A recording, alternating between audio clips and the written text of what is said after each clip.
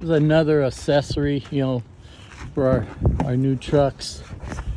You know, help with storage and utility. You know, getting a Super Crew is great for carrying around people, but you end up with a little bit of a short bed, you know.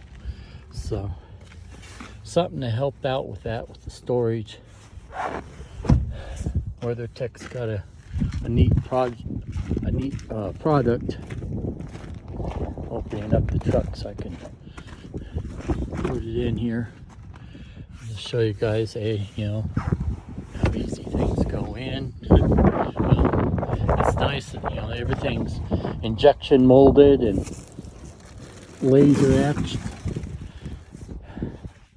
They make a under seat storage bin for us. Just basically goes in something like that.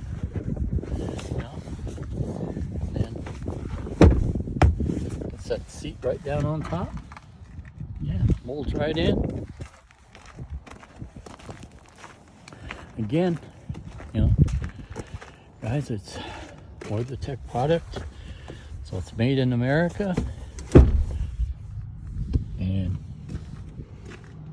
helps out with our tool storage. Thanks.